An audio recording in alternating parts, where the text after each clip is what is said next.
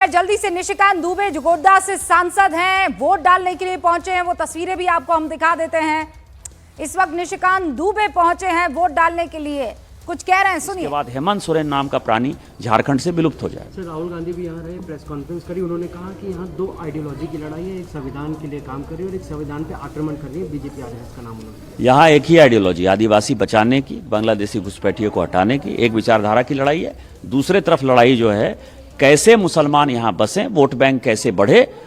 राहुल गांधी की केवल और केवल एकमात्र राजनीति फूट डालो और राज करो, कैसे भारत का विभाजन हो। वो टुकड़े टुकड़े गैंग के सदस्य हैं। इसलिए राहुल गांधी जी जब आ गए, उन्होंने प्रेस कॉन्फ्रेंस कर दी, तो मैं आपको ये दावे के साथ कह सकता हूं कि भारतीय जनता पार्टी की जीत उसी दिन सुनिश्चित हो गई। वो सबसे बड़े स्टार कैंपेनर हैं भारतीय जनता पार्टी। महाराष्ट्र में भी चुनाव है सर, विनोद तावड़े पर आरोप लगे हैं, इसको देख के कैसे? निशिकांत दुबे को झारखंड में आपने सुना, शरद पवार से 4 सवाल पूछे गए। शरद पवार ने ये कहा है कि पिछली बार 67% मतदान हुआ था, इस बार बढ़ चढ़ के मतदान करना जरूरी है। आरोप जो उनकी बिटिया पर लगे हैं, एनसीपी पर लगे हैं, नाना पटोले पर लगे हैं, बिटकॉइन के बदले पैसे मांगने के, उस पर भी उन्होंने सफाई दी है। और वो कॉन्फिडेंट है कि बारामती में इस बार जिसकी लेगेसी है वही जीतेगा। यानी शरद पवार की लेगेसी जो उनके भतीजे ने आगे बढ़ाई थी, वो ये कह रहे हैं वो नहीं, बल्कि अजीत दादा के भतीजे, उनके सगे भाई श्रीनिवास के बेटे के सामने उनका मुकाबला है। तो यहाँ भी दो खानदान, दो लेगेसी के बीच का मुकाबला बड़ा दिलचस्प हो जाता है। लेकिन इस बीच एक बड़ी खबर आ रही है, उत्तर प्रदेश भी इस वक्त 9 उप चुनाव जो विधानसभा के उपचुनाव है उनको विटनेस कर रहा है। वहाँ मुरादाबाद की कुंदर की विधानसभा में इस वक्त उपचुनाव चल रहे हैं और बड़ी खबर वहां से आई है। समाजवादी पार्टी के उम्मीदवार हैं हाजी रिजवान, वो वहां पुलिस वालों से नोकझोंक करते हैं और इस दौरान हाजी रिजवान के गांव में चेक पोस्ट बनाने और आधार कार्ड चेक करने का आरोप लगाया है। पुलिस वालों से काफी देर तक समाजवादी पार्टी के उम्मीदवार की बहस होती रही और ये उस वक्त की तस्वीरें हैं। हालांकि वहां मीडिया मौजूद नहीं था, ये मोबाइल फोन से लिया गया वीडियो है, लेकिन उनका बयान आपको जरूर सुनवा देते हैं। मतदान कैसा मतदान? मतदान तो नाम खत्म ही हो गया बिल्कुल। मतदान किसी तरह कोई मतदान नहीं होने दे रहे। कि 250 से ऊपर बूथों पर जो है, करीब 250-300 बूथों पर वो एजेंट ही नहीं बनने दिया गया। मेरा सीकरी है वो बूथ नंबर और क्या नाम है आपका 394 इमरतपुर फखरुद्दीन, उसमें पूरी लाल निशान लगा दिया वोटर लिस्ट पर। बोले तुम्हारे वोट इसमें वोट ही नहीं है तुम्हारे। तमाम लोग खड़े हैं और उसके बाद फतेहपुर वाले बूथ पे जो है उस पर क्या पुलिस वालों ने बाहर निकाल दिया, सब कह दिया 10 बजे के बाद आना वोट डालने।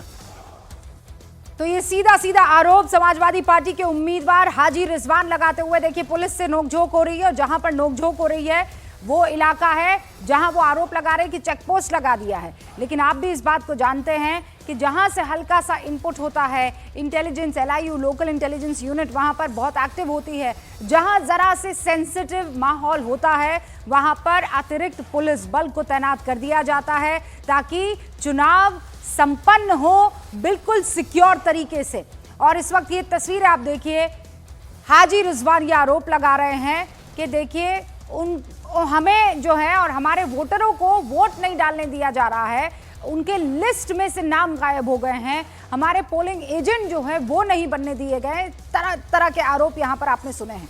दूसरी तरफ जो आरोप सुप्रिया सुले पर लगे, उस पर पूरा देश इंतजार कर रहा था कि सुप्रिया सुले आएंगी और जवाब देंगी। वो आई भी। बिटकॉइन घोटाले पर अपने ऊपर लगे सारे आरोपों को निराधार बताया है। सुप्रिया सुले ये कह रही हैं कि उन पर जो आरोप लगाए गए हैं वो सब झूठे हैं और इस मुद्दे को लेकर वो सुधांशु त्रिवेदी पर, क्योंकि वही उस मंच पर मौजूद थे भारतीय जनता पार्टी के और वही प्रेस कॉन्फ्रेंस कर रहे थे, तो उन्होंने कहा है कि वो सुधांशु त्रिवेदी से किसी भी मंच पर बहस को तैयार है और वो मानहानि का केस उनके ऊपर दर्ज करने वाली है। सुप्रिया सुले का आरोपों पर जवाब आ गया है। सुप्रिया सुले ने यह कहा है कि जितने भी आरोप मुझ पर लग रहे हैं ये घोटाले के आरोप झूठे हैं, बिटकॉइन के बदले पैसे लेने के आरोप झूठे हैं।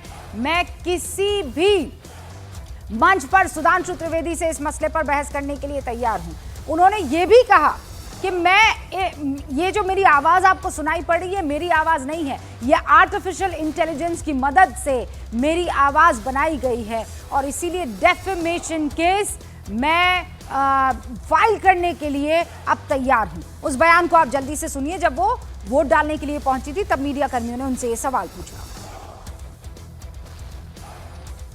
सुधांशु त्रिवेदी जिस शहर में चाहे, जिस चैनल पे चाहे, जिस वक्त चाहे, वो जहां बुलाएंगे मैं आ जाऊंगी और हर एक का जवाब मैं दे दूंगी, क्योंकि for all the questions my reply is no no no no no, lies lies lies lies lies. सारे आरोप झूठ है, मैं इसके बारे में कुछ नहीं जानती और इसीलिए मैंने पहले साइबर क्राइम को कंप्लेन की, point number 1, and point number 2 मैंने डिफॉर्मेशन का नोटिस उनको भेजा। वॉइस रिकॉर्डिंग्स और कुछ कुछ भेजा गया। जब मेरे हाथ में आया, मैंने पहली चीज़ की कि मैंने पूना के कमिश्नर साहब को फ़ोन किया और मैंने कमिश्नर जी को बोला कि ये फेक कुछ वीडियोस चल रहे हैं, मैं आपको भेज रही हूँ, मुझे साइबर क्राइम में कंप्लेन करनी है। तो उन्होंने कहा ज़रूर आप करिए। मैंने फट से साइबर क्राइम में ऑनलाइन में कंप्लेन कर दी कल शाम को। वो पहला कि साइबर क्राइम में मैंने कंप्लेन की है कि ये सारे वॉइस नोट्स और जो कोई मैसेज है सारे झूठ है और फेक है, इसीलिए मैंने साइबर क्राइम को नोटिस भेजी। महाराष्ट्र में भारतीय जनता पार्टी के अध्यक्ष क्या कह रहे हैं, जरा सुनिए। भारतीय जनता पार्टी महायुतीचा जाहीरनामा हा मान्य झाला आहे। काँग्रेसचा जाहीरनामा जनतेला मान्य नाही, कारण काँग्रेस ही फसवणूक करते। कर्नाटकमध्ये, तेलंगणामध्ये आणि हिमाचल प्रदेशमध्ये खोटा जाहीरनामा देऊन मतं घेतले, पण महाराष्ट्रात मात्र आता महायुतीचा जाहीरनामा जनतेला मान्य आहे। गेल्या 2 दिवसात सहानुभूती मिळवण्यासाठी अनेक स्टंट राज्यात करण्यात आले। या स्टंट काटोलमध्ये अनिल देशमुख यांचं गाडीवरची दगडफेक, अनिल देशमुखांकडनं अशी मला अपेक्षा नव्हती की निवडणूक जिंकण्याकरता असंही अनिल देशमुखांना करावं लागेल।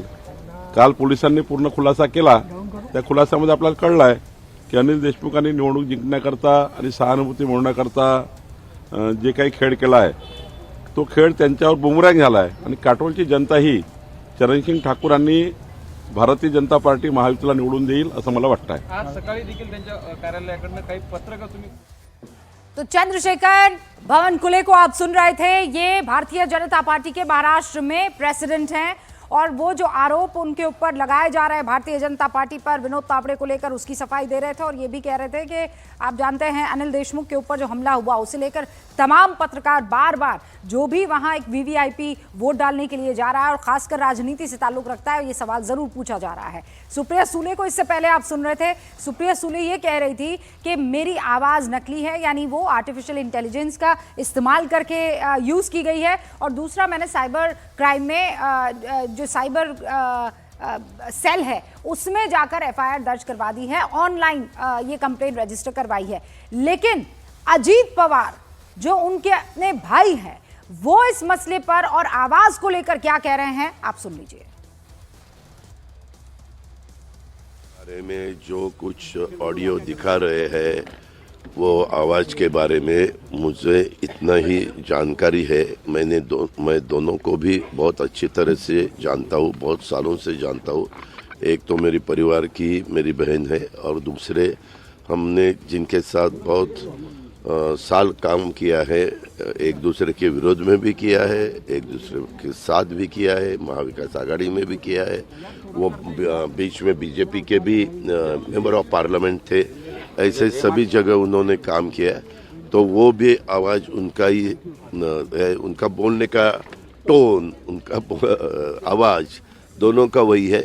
अभी इसके बारे में इंक्वायरी हो जाएगी। इंक्वायरी होने के बाद पता चलेगा कौन है, क्या है इसके पीछे, सच राज क्या है वो पता चलेगा। देखिए, तो सिर्फ महाराष्ट्र की बात हो रही है ना, महाराष्ट्र में भी है चुनाव, झारखंड में भी चुनाव है, उत्तर प्रदेश में भी चुनाव है। इसी